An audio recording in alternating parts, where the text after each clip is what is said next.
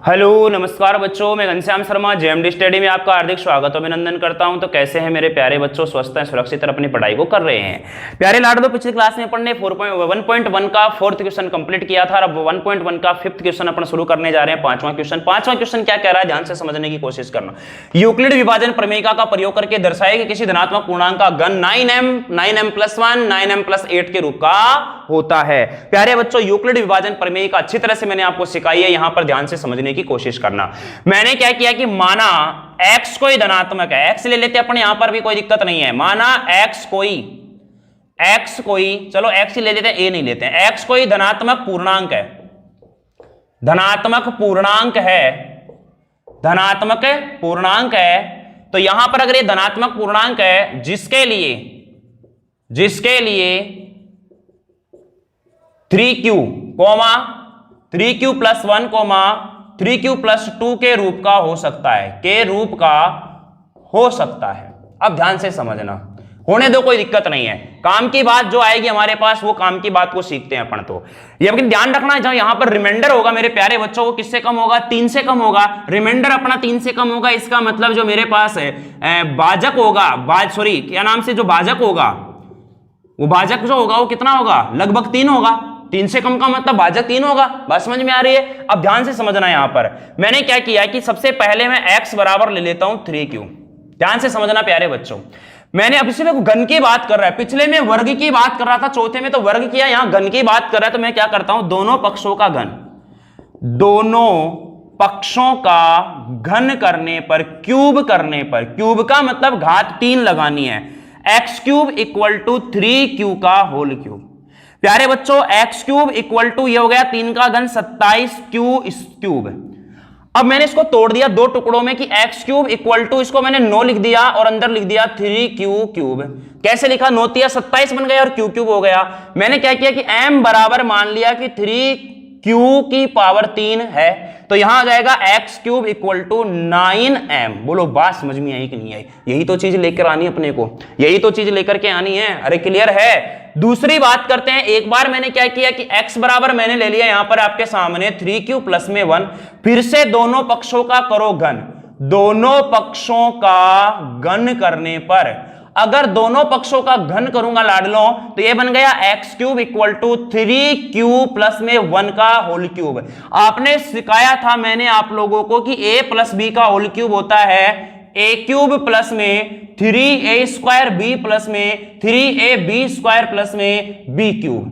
Clear है? अब यहां a की जगह 3q है, b की जगह 1 है, तो a³ का मतलब यहां पर हो गया x³ = 3q का क्यूब। ध्यान से समझना, प्लस में 3a² b, तो 3 गुणा 3q का स्क्वायर गुणा में 1, प्लस में 3 गुणा a यानी कि 3q और प्लस a² का मतलब 1 का स्क्वायर और प्लस में 1 का घन। ध्यान से समझो इन चीजों को। प्यारे बच्चों, यहां पे मैं बात करूंगा तो x³, ये वाला चीज अलग हो गया हमारा। x³ = देखो यहां पर हो गया 27q³, 3 का घन 27q³। देखो यहां 3 का वर्ग 9 और 9 तिया फिर बाहर क्या आ गया 27q² प्लस में 3 तिया 9, 9q और प्लस में 1।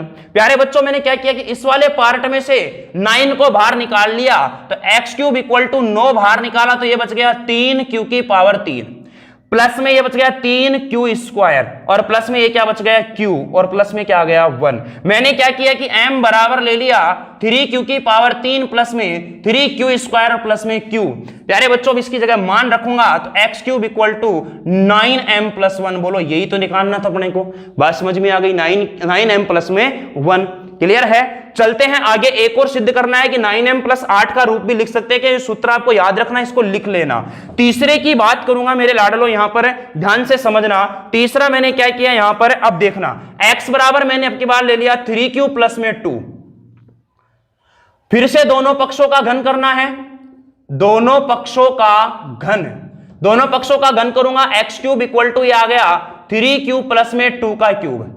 अब की बार यहां ध्यान रखना, b की जगह 2 है, 1 नहीं है, और 2 का घन करूंगा तो 8 बनेगा। मैं डायरेक्ट लिखने की कोशिश करूंगा, उस सूत्र को आपको ध्यान रखना है। मैंने लिखा यहां पर x³ = देखो प्यारे बच्चों, इसका क्यूब करूंगा, 3q का क्यूब करूंगा तो हो जाएगा 27q³।